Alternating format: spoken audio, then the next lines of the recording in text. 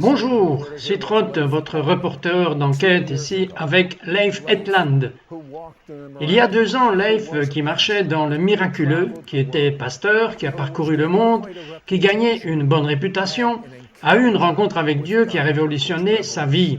Il a réalisé qu'il avait un déficit dans l'amour du Père. Chacun de nous a un déficit d'amour de Père. Un peu plus ou un peu moins, mais que vous est-il exactement arrivé il y a 2 ans? Some more, some less. But what exactly happened to you 2 years ago, Leif? Laissez-moi vous dire tout d'abord que j'avais enseigné l'amour de Dieu, que je partageais des témoignages sur l'amour de Dieu, je pensais que j'étais motivé par l'amour, j'avais toute la théologie juste, je savais que la Bible disait que Dieu est amour et quiconque demeure amoureux demeure en Dieu. Donc j'avais une bonne croyance du système. Mais ces centimètres de votre tête à votre cœur, où soudain vous avez une expérience et c'est très différent. C'est une chose d'enseigner quelque chose et une autre chose de la vivre. Définitivement. Et je crois que vous enseignez ce que vous savez, mais vous reproduisez ce que vous êtes. Et en quelque sorte, je ne savais pas que je n'étais pas un amoureux. Beaucoup d'autres le pensaient parce que je l'enseignais et à cause de ce qu'ils pensaient, ils voyaient. Mais si vous veniez chez moi et que vous parliez à ma femme et à mes enfants, vous verriez que le ministère était ma maîtresse. Vous verrez beaucoup d'autres choses qui étaient souvent plus élevées que l'intimité et la relation avec le Père Dieu. Donc, après avoir essayé tout ce que je pouvais pour être un bon père, un bon mari, un bon président d'une organisation dans 22 pays, un bon homme d'affaires et toutes ces différentes choses dans mon assiette, je me sentais comme un échec. Et j'allais à une conférence qui en fait n'était pas une conférence, c'était une rencontre entre un père et son fils. Je pensais que j'étais un fils, mais en fait, maintenant, en regardant en arrière, j'étais un serviteur. Donc j'étais un esclave de la religion, du christianisme, d'un système qui a été créé. Mais quand je suis descendu là-bas, j'ai réalisé en fait, lorsque quelqu'un a prié pour moi, et ils ont prié la prière qui dit que je demande à ton Esprit Saint de venir et d'emporter n'importe quoi dans la vie qui n'est pas à l'aise avec l'amour. La prochaine chose dont je me souviens, c'est que j'étais allongé là comme un petit enfant et j'ai été ramené chez le garçon de 9 ans, que mon père est un merveilleux homme d'affaires qui m'a emporté de chez nous et de ma sécurité et nous a déplacés vers une autre ville. Et la peur que j'ai ressentie en moi, une autre amertume, une partie de la douleur, maintenant ce n'était plus le prédicateur, le président, ce n'était que le garçon de 9 ans allongé là, pleurant, et puis soudain Dieu a juste mis ses bras autour de moi, il a commencé, et je pourrais juste me sentir comme si c'était un liquide d'amour qui coulait sur moi. Et là était un musicien merveilleux qui est bien connu partout en Amérique, son nom est Dennis Jernigan. Et à la petite réunion de Jack Taylor, au voyage de Dennis, il est venu, il a posé ses mains, il a chanté une chanson célèbre, une chanson de papa combien j'étais aimé, et c'était juste comme liquide après liquide qui a juste coulé dans tout mon système. Quand je suis revenu de cet endroit et que je suis venu à la maison, ma femme et mes enfants ont dit « Mais qu'est-ce qui t'est arrivé ?» Et dans les prochains mois, j'ai commencé à le ressentir. Tout ce que je pouvais faire était de pleurer parce que je réalisais encore et encore comment j'avais violé l'amour. J'avais tout fait de ces différentes choses pour Dieu. J'avais vécu pour Dieu, mais non à partir de Dieu. Et c'était très très différent. Donc il y a eu une rencontre et une expérience qui a changé ma vie, ma marche en fait. C'était il y a environ 3 ans. Maintenant que je viens de célébrer cette merveilleuse expérience, et ma femme a dit « Tu as eu une expérience de baptême de l'esprit, une bonne expérience de puissance. » Te souviens-tu de la vie quand il y a eu les signes, les merveilles et les miracles? Mais elle a dit que l'expérience du baptême d'amour a changé bien plus que tout ce que j'ai jamais vu dans ta vie. Vous savez qu'il y a des effusions de l'Esprit de Dieu depuis quelques années à travers le monde, et les gens ont couru vers ces réunions, et ils ont eu de véritables rencontres avec le Saint-Esprit, mais ils n'ont pas changé. Ils quittent les lieux et une semaine plus tard, c'est comme s'ils avaient eu une fuite. Question, avez-vous eu une fuite depuis ce baptême d'amour? Oh, définitivement. Et j'ai continué encore et encore à parfois, je dis courir aux conférences, prier pour vivre encore une fois, et j'ai besoin de plus. Oui, je reconnais que cet esprit orphelin que j'avais auparavant revient encore et encore, mais la chose que je vois avec le temps, et que je prends un peu de temps maintenant pour obtenir de retourner sur les genoux de mon père, être juste un petit garçon. Et il y a une liberté d'être juste un petit garçon, juste avoir un grand-papa. Alors quand je regarde aux finances, donc je regarde mon mariage, mes enfants, ma femme, ou je regarde un ministère mondial, quand vous avez un grand-papa, tout devient de petits problèmes. Si vous avez de gros problèmes, vous avez un petit papa. Donc ça me prend plus souvent maintenant de revenir dans l'intimité où je reconnais quel grand-papa j'ai, à quel point mon Père Céleste est merveilleux. Le Dieu qui a créé l'univers, il est mon papa et il m'aime. Et il dit, tu es mon fils bien-aimé, Leith, et je t'aime, et je suis bien content avec toi, sans que je fasse quoi que ce soit. Et hors de cette intimité, alors je peux partir dans les nations, où je peux aller, comme la dernière semaine, à l'Association chrétienne américaine des psychiatres. Sans cela, j'irai et j'essayerai de faire quelque chose. Maintenant, je suis juste là pour le représenter. Et quel résultat avez-vous eu après avoir parlé à ces psychiatres? C'était juste une expérience très intéressante parce que, pour être honnête avec vous, j'ai l'habitude de parler à de grands rassemblements de gens où vous recevez beaucoup de réponses émotionnelles. Mais ces gens-là étaient plutôt calmes. Dans une communauté scientifique, ils sont tous des médecins, ils sont tous des érudits, certains d'entre eux étaient professeurs en psychiatrie dans certaines de nos plus célèbres institutions. Mais à la fin, j'avais fini de parler à 11 heures et j'ai parlé de cette fin du Père comme l'un des problèmes fondamentaux en Amérique et comment nous essayons de traiter les symptômes lorsqu'il y a un problème de racine. C'est en dessous que le gouvernement et la science elle-même ont appelé la fin du Père. Et comment Jésus-Christ lui-même est venu, en fait, avec le remède ultime, et j'ai fait une illustration qui a un peu choqué. Je leur ai donné un petit traitement choc. Et l'une des choses que j'ai dites est, dans la psychiatrie, ou en tant que médecin, ou même en tant que chrétien, vous avez tous un F dans votre bulletin. Mais en fait, je peux vous dire qu'il y avait un psychiatre, et il y avait un médecin, et il y avait aussi un merveilleux chrétien, et son nom est Jésus. Il a eu un A. Il a échangé le bulletin scolaire avec vous. Donc si vous regardez sur le bulletin et que vous voyez ce qui est vrai de lui, ce n'est pas vrai de vous. Alors vous êtes qualifié pour pouvoir regarder la patience avec des yeux différents, ne pas voir le problème, mais voir la promesse. Et environ 9 personnes étaient juste assises là, pleurant pendant que nous prions. Et même là, Dieu donnait des paroles de connaissance dans la vie du médecin. Leith, ils ont cette pensée. Vous savez que tout a commencé avec la vie, avec la question « Demande honnêtement à Dieu, où suis-je mal à l'aise avec l'amour ?» Il répondra. Nous serons de retour juste après cela. Ne partez pas. With love.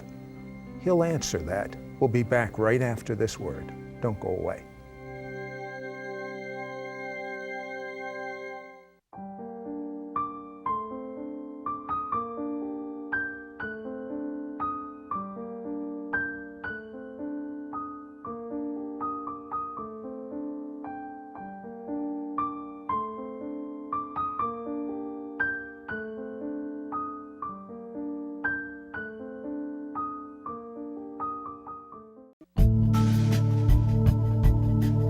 Hello, Sid Roth. Bonjour, Sid Roth, votre journaliste d'investigation ici avec Leith Hetland. Maintenant, il y a une histoire à laquelle nous sommes tous familiers. Cela s'appelle le fils prodigue. Vous vous souvenez le jeune frère prendre son héritage, le lapider, puis reprendre ses sens et rentrer à la maison. Il est accepté par le père et le frère aîné est un peu inconfortable. Mais Leith, vous m'avez dit que l'Esprit de Dieu vous a donné une compréhension différente. You told me the Spirit of God gave you a different understanding there. Oui, parce que je pense que la plupart d'entre nous dans la religion, nous concentrons sur cette histoire comme nous appelons l'histoire, la Bible l'appelle l'histoire du fils prodigue. Vous vous concentrez sur le fils. Nous nous concentrons sur le fils prodigue que nous préférons nous concentrer sur l'échec de l'homme plutôt que sur la fidélité de Dieu. L'histoire ne concerne pas un fils prodigue, il s'agit en fait du père aimant qui a 2 fils et il a donné son héritage à tous les 2. Un était rebelle et il avait ce cœur que j'avais. Et je pense que c'est celui de plus d'enfants en Amérique et dans le monde occidental. Donne-moi, où nous valorisons Dieu. Nous valorisons nos parents, nous apprécions notre système pour ce qu'il fait pour nous. Et le résultat était qu'il a gaspillé cela dans une terre lointaine et il a fini dans la porcherie. Et j'étais dans l'enclos à porc, suicidaire, toxicomane, et je sais comment il en est ainsi, loin de Dieu, où il semble qu'il n'y a pas de retour. Et il y avait un père aimant qui n'a jamais oublié son fils, qui cherchait un fils. Et puis l'histoire concerne un autre frère. Et en quelque sorte, nous avons une tendance que nous pensons que c'est une belle histoire sur ce toxicomane ou ce proxénète ou cette prostituée ou cette mauvaise personne, mais il y a un autre frère aussi dans cette histoire. Et la chose qui m'étonne surtout, parce que c'est le frère religieux, et il y a beaucoup de bons religieux. J'étais l'un d'entre eux, un bon pasteur baptiste du Sud, mais je connais aussi de bons religieux musulmans, religieux juifs, religieux hindous. Ce frère religieux était sur le terrain pour faire toutes ces choses pour Dieu, et d'une manière ou d'une autre, il n'avait jamais vécu la fête que Dieu voulait qu'il ait. Dieu, le Dieu d'amour tel que la Bible dit. Il était aussi à sa recherche en disant, quand il est venu et qu'il s'est plaint, pourquoi je ne fais pas l'expérience de toutes ces choses incroyables? Il ne réalisait pas qu'il y avait aussi une provision, que le troisième fils de cette histoire dont on ne parle pas, parce que c'est lui qui raconte l'histoire, son nom est Jésus-Christ. Il avait une invitation pour le deuxième fils, le fils religieux qui rentre aussi à la maison vers un Dieu d'amour, un Père d'amour, pour expérimenter l'amour, pour vivre l'intimité, pour vivre une relation, faire l'expérience de la nourriture qui était sur la table. La Bible parle juste un peu du fruit qui était sur la table. L'amour, la joie, la paix, la patience, toutes les choses que nous cherchons tous, car c'est juste certains des avantages de la maison du Père. Donc, ce n'est pas seulement pour les rebelles, c'est aussi pour les religieux qu'il y a une invitation d'un Dieu aimant pour entrer à la maison, pour venir dans l'intimité et vivre ce Dieu qui est un Dieu d'amour, qui veut donner son héritage aux fils et aux filles, pas aux orphelins. Cela concerne l'homme qui a gaspillé dans un pays lointain ou dans une auge de cochon, ou peut-être simplement travaillé, s'efforcer et stresser, comme je le faisais pendant de nombreuses années pour Dieu. Mais je ne ressentais pas la joie et les avantages d'être un fils, mais agissant plus comme un serviteur et un esclave. Que pense Dieu de votre vie? Que pense-t-il de vous? Il pense que je suis son fils bien-aimé, qu'il aime, et à qui il est bien content s'il me regarde, je crois, et je l'écoute chaque matin pour juste quelques mots merveilleux que Dieu a à me dire. Parce que je dois renouveler mon esprit chaque jour pour que j'entende la première voix. Parce qu'il y en avait une autre voix qui dirait que Dieu a vraiment dit « Dieu t'aime-t-il vraiment? Es-tu vraiment guéri? Est-ce que cela a vraiment eu lieu lorsque tu es allé au Pakistan? Comment sais-tu que ces gens ont vraiment été sauvés? » Cette voix de ce serpent, je dis souvent que c'était le premier théologien libéral dans la Bible. Ce serpent vient avec ses questions et ses doutes, donc je ne commence pas ma journée par prier, étudier et faire toutes ces choses. J'écoute juste ce que mon Père Céleste a à me dire. Il dit, tu es juste, tu es co-héritier avec Christ. Ce qui est vrai de Jésus n'est pas vrai de toi, et je mets sur toi une robe de justice. Alors quand je te regarde, je vois Jésus en toi, et je suis bien content. Donc tu es le bienvenu à la maison, tu peux venir me voir en tout temps. Tu as accès à moi en tant que Dieu, en tant que Père, à travers Jésus-Christ. Alors quand je te regarde, je vois que tu as obtenu 100 sur le test, non basé sur ce que tu as fait, mais basé sur ce que Jésus a fait pour toi. Et c'est là que mon identité est. C'est dans ce que Jésus a fait pour moi, non dans ce que j'ai fait pour lui, mais ce que Jésus a fait pour moi, et que c'est quelque chose que chacun d'entre nous peut expérimenter et recevoir, vous ne pouvez pas y parvenir. Recevez-le seulement comme un cadeau. You cannot achieve it, only receive it as a gift. Vous savez que j'ai eu une merveilleuse mère juive décédée et qui connaissait le Messie et est au paradis en ce moment. Je ne pouvais rien faire de mal. Elle m'aimait, peu importe ce que j'avais fait. Et j'ai fait beaucoup de mauvaises choses. Et ce que j'imagine de la vie, mon Père Céleste a-t-il pris le relais pour ma mère? Et il fait encore un meilleur travail, même un meilleur travail. Nous serons de retour après cela. Et je vais avoir à prier pour que vous expérimentiez et ressentiez l'amour du Père de Dieu. Ne vous en allez pas. After this, and I'm going to have Leif pray for you to experience and feel Father God's love. Don't go away.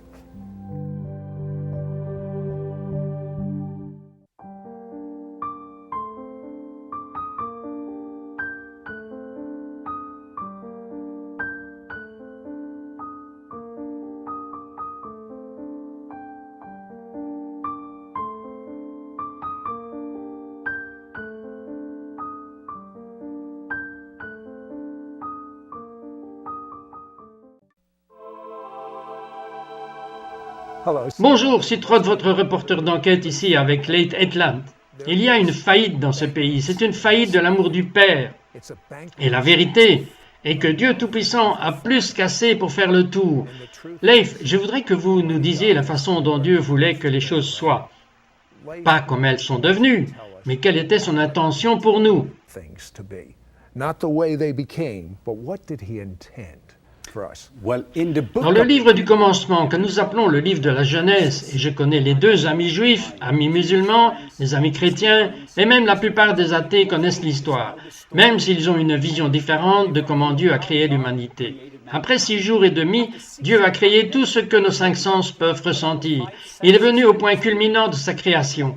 Il a créé l'humanité et il l'a faite à sa propre image. Il voulait qu'Adam reflète à quoi Dieu ressemble, à un Dieu parfait qui crée un homme parfait, dont il n'avait pas besoin pour une raison parfaite, vivre dans l'intimité pour vivre en couple. La première chose qu'Adam ait jamais vue était le visage de Dieu. La première voix qu'il ait jamais entendue était la voix de son Père. La première expérience qu'il a eue a été la présence de son Père. Puis il a été placé dans un endroit appelé Éden, et ça veut dire plaisir. Dans le plaisir du Père, qui était le cœur de Dieu le Père. Pour chaque personne dans le monde, Dieu veut qu'il fasse l'expérience, tout d'abord, d'entendre sa voix pour être capable de voir son visage. Vivre en sa présence pour pouvoir vivre son plaisir, et il a fourni 6 jours de création. Tout ce qui était bon pour l'humanité et pour vivre dans une telle relation avec Dieu et finalement se multiplier et pouvoir montrer au monde entier pour pouvoir voir à quoi ressemble Dieu en regardant l'humanité. Mais alors nous savons que la faute est venue, le péché est entré et nous avons été affectés par lui. Nous avons entendu histoire après histoire de personnes qui ont même été sur votre programme pour témoigner comment le péché et Satan ont détruit leur vie. Et je suis sûr qu'il y a même des gens qui regardent aujourd'hui qui le savent et ils ont expérimenté les conséquences de celui-ci. Le bon côté, la bonne nouvelle que j'ai pour chacun, c'est que Jésus, il est aussi appelé le deuxième Adam, il est venu comme un chemin, comme une vérité, et il est venu comme une vie, et il a pris toute la honte, toutes les drogues, toutes les douleurs, tous les péchés sur lui-même, afin que nous puissions obtenir un nouveau bulletin, pour que nous puissions revenir dans l'intention originelle de Dieu Père, afin que nous ayons à nouveau accès à comment Dieu a voulu être depuis le livre du commencement, où nous pouvons expérimenter son amour, nous pouvons expérimenter sa paix, et on peut ressentir sa présence et entendre sa voix. Il dit, mes moutons entendent ma voix pour pouvoir expérimenter son plaisir. C'est ce que Dieu veut. able to experience His pleasure. That is what God wants. So what happened? Alors, que se passe-t-il si quelqu'un dit, Leit Etlan, tu n'es pas bon, fils d'armes, je ne t'aime pas, je n'aime pas n'importe quoi de toi. Que ressentez-vous? Ressentez-vous de la colère sur cette personne? Qu'est-ce que vous ressentez? Anger towards that person? What do you feel? Non, je ne ressens pas de colère. J'ai entendu des gens qui disent cela et j'ai dit, quand tu es pressé, c'est comme si j'avais une orange dans ma main droite. Maintenant, cite et je l'ai pressée. Ce qu'il y a dedans sort. Et ce que j'ai vu encore et encore, j'ai eu des gens qui avaient le dos et le cou cassés et j'ai eu des gens avec des armes sur la tête. Ils veulent me tuer parce que je représente un Dieu d'amour. Je suis un ambassadeur pour lui. Alors, avec toutes ces cicatrices sur mon corps qui sont en vous, elles sortent, et cela a surpris de nombreuses personnes encore et encore, que peu importe comment ils me blessent ou m'embrassent ou essayent de pouvoir me serrer, ce qui est en moi sort, et c'est l'amour qui est le fruit, qui est la preuve de ce dont je parle. Ce n'est pas une théorie, ce n'est pas une théologie, c'est une expérience. It's not a theology, it is an experience. So, Ne retourneriez-vous jamais à la façon dont vous étiez? Jamais! Jamais! Je n'échangerai pas ce que j'ai pour autre chose dans le monde. Je suis un amoureux. C'est mon identité. Okay. How about you? Ok. Et vous? Y a-t-il un déficit d'amour dans votre vie? Soyez honnête. Oui. Yes. Allez-vous, un peu comme avec les vagues, un jour vous vous sentez bien avec Dieu, le lendemain vous ne vous sentez pas bien? Comment aimeriez-vous être stable? Vous ne pouvez pas obtenir une plus grande sécurité qu'en expérimentant l'amour de Dieu. Greater security than to experience God's love. There is no Il n'y a pas de plus grande sécurité sur cette terre. Liv, prieriez-vous pour les gens maintenant? J'aimerais. Je voulais juste mentionner à tous ceux qui regardent, tout ce que vous avez à faire est juste de vous détendre et de recevoir. Et je vais juste prier pour vous en ce moment. Père Dieu, tout d'abord, je te remercie que tu es un Dieu d'amour et je te remercie que tu aimes chaque personne qui regarde, qui t'écoute. Tu nous as tellement aimés que tu as donné ton Fils unique, Jésus-Christ. Tu aimes tellement chaque personne que tu as été prêt à sacrifier la chose la plus précieuse pour toi afin que chaque personne qui regarde puisse éprouver de l'intimité, puisse éprouver l'amour, éprouver la paix dans le cœur. Je demande maintenant pour chaque personne qui regarde qu'ils vont pouvoir vivre, peu importe les choses douloureuses qu'ils ont eues dans leur vie, la guérison, la plénitude et l'amour de Dieu. Je demande que Jésus-Christ entre et ils recevront le nouveau bulletin, n'étant plus un toxicomane, mais maintenant un toxicomane de Jésus. Ne regardez plus le mauvais bulletin, mais écoutez la vraie voix de Dieu. À cause de cette expérience qu'ils ressentent en ce moment, alors que l'Esprit Saint se déplace sur eux avec amour, viens Esprit Saint et bouge avec l'amour de Dieu pour que chaque personne puisse ressentir l'expérience que ce dont nous avons parlé est la vérité et la vérité nous libérera. Au nom de Jésus, j'ai prié. Amen. I pray. Amen.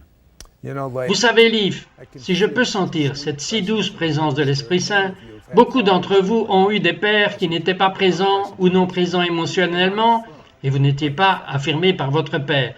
Je veux vous parler au nom de Dieu maintenant et vous dire ce que Dieu pense de vous. Lorsque Dieu vous regarde, il vous aime autant qu'il aime Jésus. Lorsque Dieu vous regarde, en supposant que vous vous êtes repenti de vos péchés, que vous vous êtes détourné d'eux et que vous avez demandé son pardon, il vous dit que vous êtes juste. Vous êtes aussi juste que Jésus. Cela signifie que vous pouvez entrer en présence du Dieu Père. Il n'y a rien qui vous sépare. Quand il vous regarde, souvenez-vous que je vous ai dit que je vois Dieu me prendre là où ma mère s'est arrêtée. Il fait bip bip et je pouvais voir ma mère en ce moment juste rayonnante et si fière de son fils.